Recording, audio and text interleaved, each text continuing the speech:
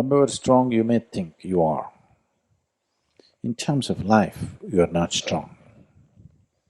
You may be having muscular strength,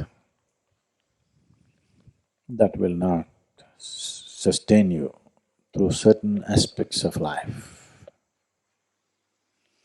You will see, not always, but you will see somebody who is seems to be very muscular and very strong physically, just one little ailment, boof, they'll go down like 2 days of fever, they will just go flat down.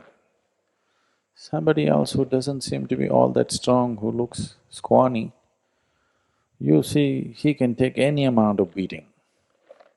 This depends on the elemental integrity within the system. How well integrated are your elements accordingly? And the elemental integrity also determines in how many ways you can use the body.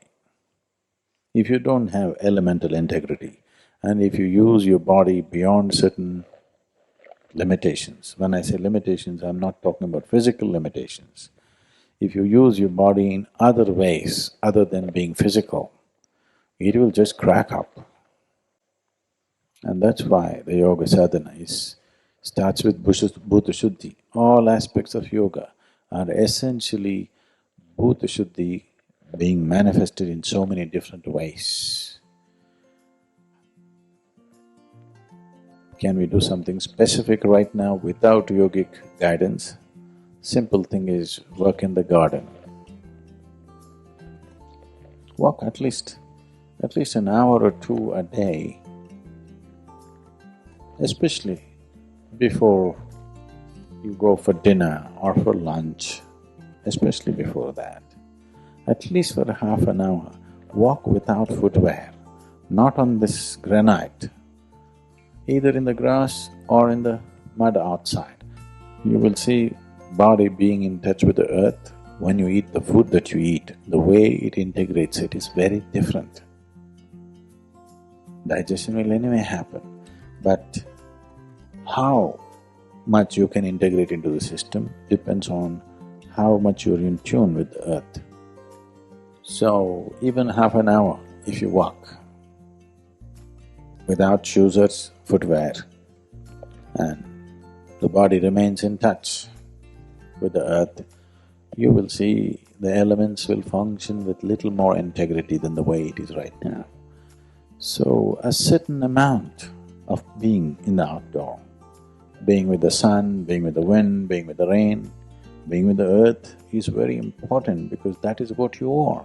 You are a product of that, you are a manifestation of that. Go through a very brief period of illness, you suddenly understand the true value of health, what it means to be healthy. Without health, none of the other dimensions of our life mean anything to us. Our work, family, wealth, possessions will mean nothing if we have no health.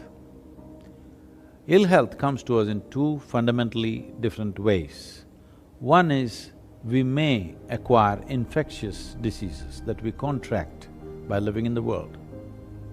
If we have an infection, you must go to the doctor because infection is like an invasion from outside. It has to be handled on war footing. Largely, we do chemical warfare, but it is fine because it is a war. But over 70% of the ailments that people suffer from are generally self-help, in the sense they're chronic ailments created from within.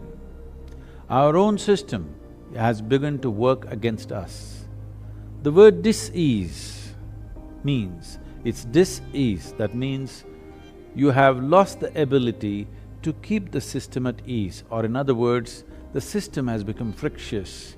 Many dimensions of human mechanism are not able to function in a cohesive manner. There is a certain amount of friction which causes some ailment or the other. No ailment is hereditary by itself.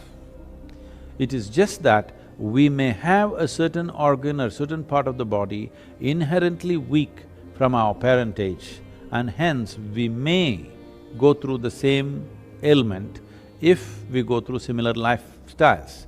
But there is ample evidence to show that if we do necessary things consciously with our body, mind and energies. What ailments our parents might have had need not come to us if we are able to handle our lives little more consciously, and the process can be easily reversed. It's a slow release process. You will not feel hungry for long periods of time. Don't have to control yourself. If you just take care of this, You can cut down your food by 50% or even 70%, still maintain the same body weight. shifting at least 50% to millet diet, even if you cannot go 100% because of travel and other things, even shifting 50%, you will see three things. One thing is your general health and level of energy will be way higher than what you're experiencing right now. Next thing is, you can consume much less food and still be energetic and maintain your weight levels. Your sugar values will not go up suddenly. It's a slow release process, and with less food, you will not feel hungry for long periods of time, which is a very good thing to do. See, there is a tendency in many people that if they have nothing to do, eating will simply happen continuously through the day. That is something you must avoid. It is better that you make at least 30 to 40% of your diet into fruits, vegetables and nuts and legumes and other kinds of things, so that the cooked food that you eat, which generally needs a certain level of physical activity, otherwise it sits in you, and also naturally it will push you towards increasing your weight and those kind of issues. This is not something to consult anybody. This is something to become conscious of. It is a simple common sense that if you're not using your body, naturally the amount of food that you consume has to come down. This doesn't mean you're dieting, this doesn't mean you're controlling something, no. It is natural instinct of the body itself is like that if you put in lot of activity, you consume more food, if you do less activity, you consume less food. So in the yogic system, always the minimum gap between one meal and the next meal should be 8 hours. If 8 hours is not possible for you, I would say for most human beings, 5 to 6 hours is a must. Otherwise, you are inviting something bad to happen to you in terms of your physical health for sure. So, this 8 hours gap is something we always maintain. As you know, in the yoga center, we eat at 10 in the morning and 7 in the evening. So the next meal is only 10 o'clock in the next morning. So naturally, it is about 13–14 hours have passed before you have the next meal. And in between there is a lot of physical activity, sadhana, variety of processes. So, if you just take care of this, that you know for your height what is the weight and your muscle tone how it should be, if you manage this, how much you should eat, you decide. It is not something there has to be a prescription for everything, it is just that sensible eating. You don't eat whenever food comes in front of you, you don't do compulsive eating. You eat when you feel the body needs to eat for its energy and its maintenance of the system.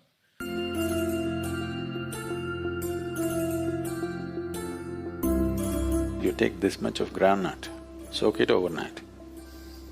Either you just eat it as it is, chew and eat is best. If you have teeth, chew and eat. If you don't have, put it in a blender, put one banana, if necessary, one spoon of honey, drink this.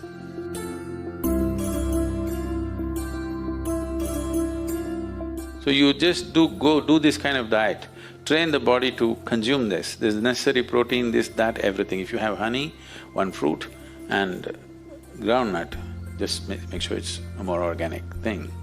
You have enough to sustain.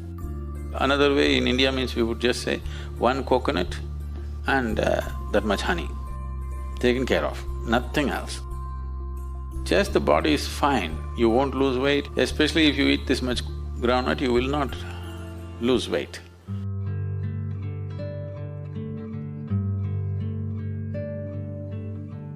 If you're doing yoga, definitely excess weight will go, because it not only is it functioning as an exercise, it rejuvenates the system and it brings so much sense into you that you will not overeat. It's not because somebody is telling you to go on a diet. Once a certain level of awareness arises in your body becomes such, it will just eat what is needed for it. Your body becomes such, it will just eat what is needed for it, it will not eat anything more. You're not controlling or regulating your life in any way. See, the big difference is, if you do some other exercise, dieting processes, all this, you're always trying to control yourself. With yogic exercises and yogic practices, you don't have to control yourself, you just do the discipline. It brings a totally different norm into you, that it just takes care of the system in such a way that it will not allow you to eat more, it will not allow you to do anything in excess.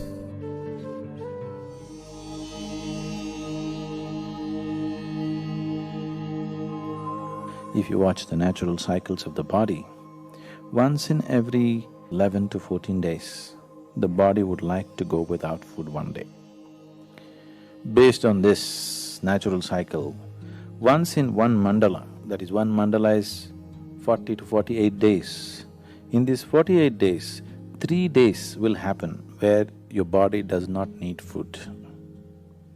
If you're conscious, you will see on that day you don't want to eat. Do you see even dogs and cats have this sense? On a certain day they don't want to eat, have you noticed this?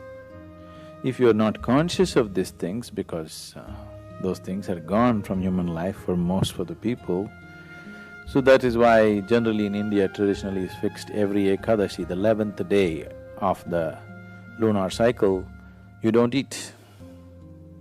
It is fixed, so that 3 times in one mandala you do not eat. That is like a thumb rule, that's not the best way to do it. If you're conscious, you don't eat on that particular day when the body is not asking for food is the best way to do it. But if you want to fast, it's very important that your body is prepared with a certain sadhana, certain amount of, enhancement of energy,